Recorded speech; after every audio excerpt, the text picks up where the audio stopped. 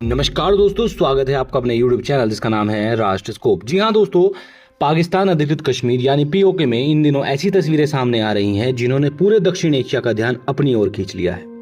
Social media पर viral हो रहे वीडियो, सड़कों पर उमड़ती भीड़, सुरक्षा बलों की भारी तैनाती और लगातार बढ़ता तनाव, ये सब कई बड़े सवाल खड़े कर रहे हैं। आखिर पीओके में ऐसा क्या हो रहा है? क्या यह केवल महंगाई, बिजली के बढ़ते बिलों और प्रशासनिक नीतियों के खिलाफ विरोध है, या इसके पीछे कहीं गहरा राजनीतिक असंतोष भी मौजूद हो?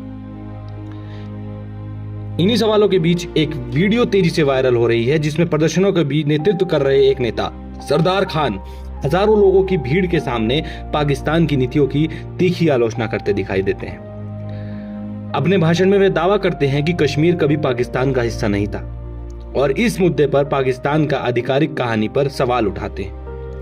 यह उनका राजनीतिक बयान है जिसके स्वतंत्र पुष्टि उपलब्ध नहीं है, लेकिन इतना जरूर है कि इस भाषण ने पूरे क्षेत्र में नई बहस छेड़ दी है। वीडियो में यह भी कहते सुनाई देते हैं कि पाकिस्तान यह न समझे कि प्रदर्शनकारी अकेले हैं। उनके अनुसार यदि उनकी आवाज नहीं सुनी गई तो उनके पास दूसरे रास्ते भी खुले हैं। इस बयान के सोशल मीडिया पर अलग अलग व्याख्या की जा रही है। हालांकि उनके भाषण में किसी औपचारिक राजनीतिक प्रक्रिया की घोषणा नहीं की गई।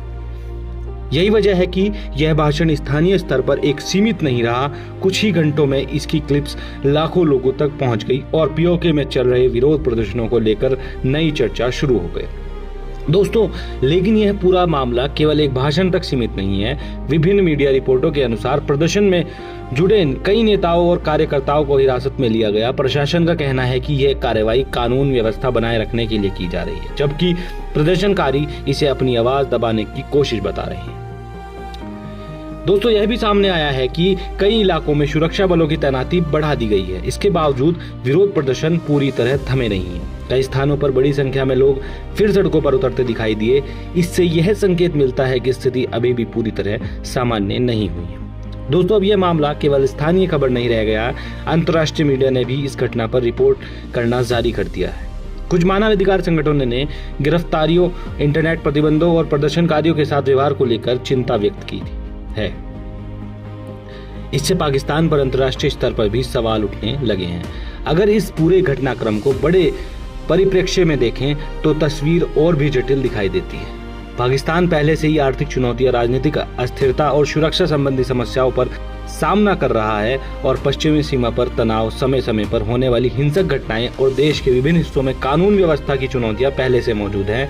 और दूसरी ओर बलूचिस्तान से भी लंबे समय से सुरक्षा बलों और अलगाववादी समूहों के बीच टकराव की घटनाएं सामने आती रही हैं। हालांकि इन घटनाओं के और पीओके के प्रदर्शनों की परिस्थितियां अलग अलग हैं और इन्हें एक ही आंदोलन के रूप में नहीं देखा जाना चाहिए।